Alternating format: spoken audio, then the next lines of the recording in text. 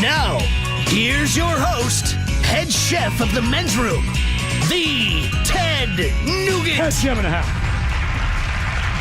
Thank you, folks. Thank you. Now, listen. Summertime, cookouts, barbecues, whatever. The burger thrives, right? 4th of July, burgers and hot dogs. But truthfully, burgers are there for you all year round. Damn straight. And you got some of this weather coming in this weekend. Maybe it's time to sit down and get a good burger from somewhere. Absolutely. Now, again, this list comes to us from eater.com.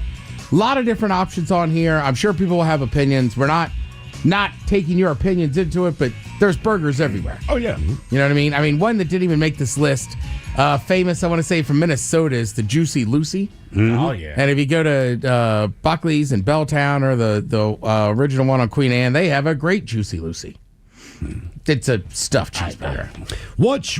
So there's the Juicy Lucy has the cheese in the middle? Mm-hmm. Correct.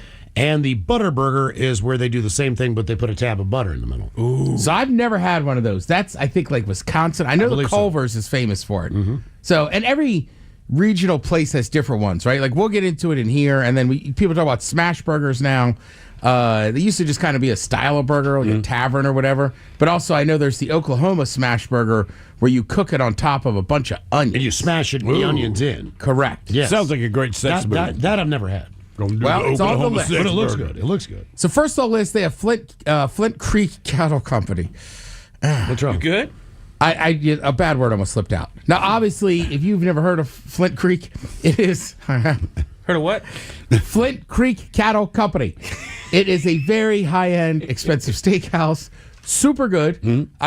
I've been there once for like appetizers. That's up near Castle and Greenwood, correct? Correct. So they're just saying, hey, it has an $11 happy hour burger. All right, which, as they're saying, like... They have very good food, but I have not had a burger. Correct. I believe they also own Rock Creek, which is on I think Fremont. they do. So they have a seafood and they got a steak. They're the Creek people. Mm-hmm. Yeah, we're Creek guys. Yeah, we're Creek guys. Rock Creek, Flint Creek. It's Creek guys. Yeah, Flint Creek. Menu's a little different here, man. It's Flint Creek. Yeah, you get squirrel and frog legs. Raccoon, yeah. Let's see. Mean Sandwich. Now, this place is only open daily from 11 a.m. to 3 p.m. Basically, the meat on the Mean Sandwich version is a grass-fed and grass-finished. Choose 1 or 2 quarter-pound patties. It's a Ballard-based shop. American cheese, Kraft singles, onions, mayonnaise, house-made pickles, and house-made mustard on a Tribeca oven. It's bun. basically under the the Ballard Bridge. So there's a storage facility near Larry, and it's right across the street on Larry. Yeah, and as long as we're talking about sandwich places, too, I don't think they have a burger, but Valhalla sandwiches are phenomenal. They are good. A lot of people, a lot of restaurants, you'll see it on the menu. They like to brag that they have grass-fed beef, and I truly don't know. What else do cows eat? Oh, dude, in the last 20 years, that's been a massive thing. You bet. Is our farmers, everybody has to buy corn, so they started feeding all the cows. So they're corn-fed. Right, so unless it says grass-fed, they're eating corn. All right, look, I honestly didn't know. I'm like... And I understand that big production farms are different than the average farm I drive by. But I'm like, every time I've seen a cow, it's eating grass. Yeah, so it just means your cow's eating what it should eat. Okay. It's opposed to corn. So a grass-fed cow is like the opposite of me. If I were a cow, I'd be like, oh, dude, corn-fed, marigold, whatever. Miles, you probably know this place. You need a burger. You need a burger on Fremont Avenue. Started with the classic. It's quarter pound of beef. Variations include a lamb burger with cured lemon. I'm down for lamb. Yeah. I made some lamb and chorizo meatballs the other day, by the way. They have a great variety of a lot of different burgers. I will say, last weekend I felt like I committed a hate crime. It was at that F1 race, and they have all this barbecue, and I was like, I'm getting a lamb bowl, and it was awesome. Mm-hmm. Oh, dude, it doesn't matter. Those lamb things you made today were awesome. Yeah, that's what I'm saying. It's good. Lamb and chorizo mixed together, man. That is the juiciest burger. If you get a lamb burger, man, you're just dripping down in your pants. And I don't care. I'll suck on my pants later. It really is. They do say you need a burger. The must order is the elk burger is woodsy and earthy, unlike any other burgers on this mat. Elk is lean, but it's tender. It is fantastic. Yeah. That's how my wife describes me. Lean and tender. Sticking in Fremont, you have Le Coin. Right across the street. It's a modern French. Le Coin. Their burger, it is an umami bomb that comes with a fondue of caramelized onions, mimolata cheese, along with, again, cured tomatoes, lettuce, herbal aioli. I'm curious to know what everyone's curing, either the lemons or tomatoes in. They have great steaks. They also have very good frites with herbs and garlic cloves thrown in the fryer. They said your server might suggest eating your burger over the fries so that the cheese drips to create a do-it-yourself poutine. And they say advice you'd be smart to follow. The hand-cut fries there are fantastic. Also, you might need a reservation to go to LaCoin, but if you got two people, chances are you can pop in and sit at the bar. Frites, man. Most of the time. Frites. Frites. They call them frites. I've never been there. All right, now Joe Z's Bayside. This place is open for lunch every day except Monday. And they say the Oklahoma Smash Burger, this Portage-based place, lacks the telltale tangy mustard that complements it, but they're like, it's still a great burger. Homemade pickles are a nice touch. They have a homemade sesame seed bun that's bulky enough to warrant a second patty. Where do they consider Portage Bay? Is that Ballard? I'm not sure. I really don't know. Yeah, because I'm like Portage Bay. Because there's the Portage Bay restaurants around here, right? But to me, it was just a name. I don't know. So you're just getting a restaurant. Okay. Let's go up to Queen Anne. You have Big Mac's Burger Company. Big Mac's. I've never been there. Either have I. The Big Mac's Cheeseburger, this family-friendly restaurant on Queen Anne, is two-handed, happily messy mass. They say basically Big Mac lovers will love the nostalgia factor with 2 beef and bacon patties, mac sauce, aged white cheddar, pickles, plus a combination of caramelized white and red raw onions that make it super elevated McDonald's experience. Okay. Yeah. Super elevated McDonald's experience. Yeah. With caramelized whites. Yeah, it basically sounds like they're trying to do like a Big Mac, but they're like, let's use elevated. Yeah. Better, I mean, we were just talking to the office, right? Like a lot of bars you go to have bar food. Yes. And then sometimes you'll go, and I like that, right? It's like state of bar food. Some places you go where you'll be like, oh, this is kind of like fancier, elevated. Yeah. Like I always call it high. Not elevated. High-end bar food. Right. Yeah. Barrel and bacon. Yeah. Never heard of that. All right. I believe this is Elliott Avenue West, so I believe that's like Queen Anne. Okay. So it's a sibling restaurant to Truffles and Bacon in Las Vegas. The burgers, the Truffles and Bacon signature burger. It's glitzy with its massive mac and cheese patty, almost overwhelming the Angus beef patty in each bite. Damn. They say it's absolute guilty pleasure. The ultimate get the burger. And they're just like, look, it's super good. There's bacon. There's onion jam. Just get it. I'm in.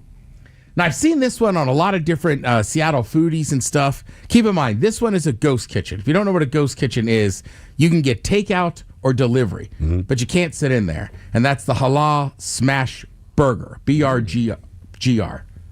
Where is this?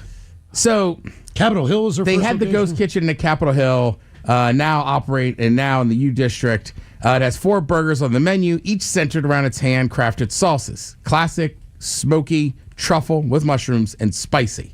Okay. They use fresh halal ground beef. Think of like kosher, right? Yeah, right. Halal means it's like suitable, right? It's up to whatever the standards. Yeah. I don't know what you call a priest in Islam. Or is it Hindu? Or is it? I thought halal. I thought Hindus weren't supposed to eat cows. They're not. I think halal means like Middle Eastern. Okay. Food. It's somewhere in the maybe middle, but I'm not possible. sure what religion it's attached to. Islamic law, yeah. It is. Yeah, that's what I thought. There's a few halal places on Capitol Hill. But yeah. Hello. Hello. But again, this is a ghost kitchen. So you got to order or go and take out. And they spell it Halal Smash BRGR. Burger. Great place to get a meal on Halloween. Ghost Kitchen. Thank you. I was like, dude, is that a halal joke? Ghost Kitchen. Give me the burger. I was shocked when I found out about ghost kitchens. Just especially. What's that? Patrick Swayze. Yeah, well, one night I ordered something from a ghost kitchen, and then they're like, all right, we're dropping it off. And it's like 3 blocks from my house. And I'm like, I would have just walked over there. But there's no site. You don't know it's there. Right. Sometimes those kitchens contain 3 different places. Correct. They share the kitchen. Yeah. I think Guy Fieri for a while had a ghost kitchen up here. I believe so, yeah. Guy's Ghost Kitchen. With donkey sauce.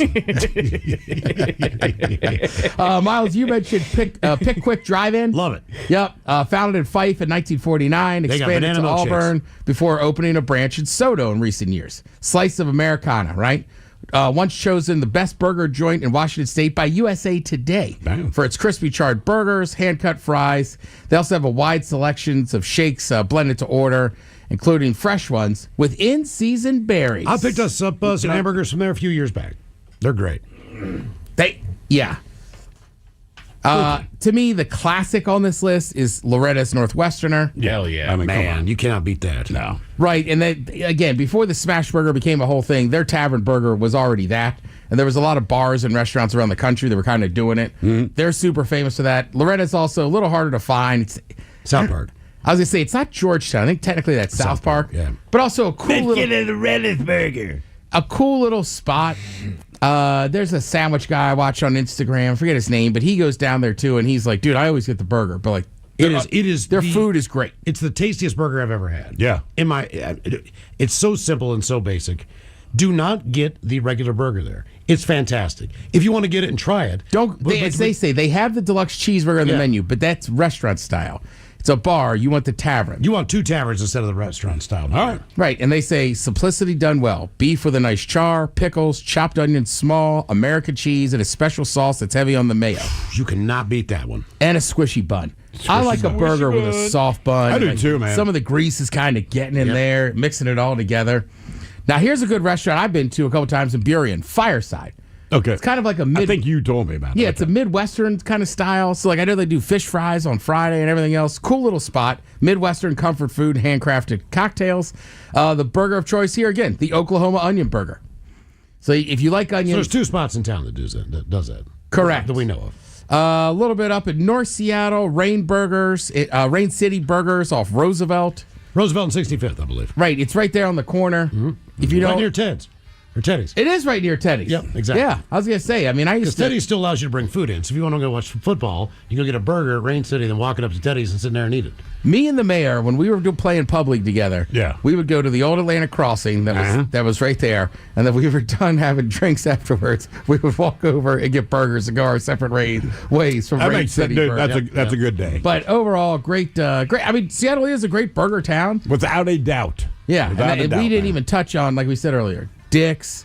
Oh, God. Red Burger Mill, Master, Red Red Mill. Mill, Burger Kid Master. Valley. Yeah, there's a ton of them out there. Just, you know what, this weekend, go get yourself a burger. Get a burger. Thank you, Head Chef. We appreciate it. Coming up at 5:08, we'll drink and toast with a shot of the day. You are listening to The Men's Room.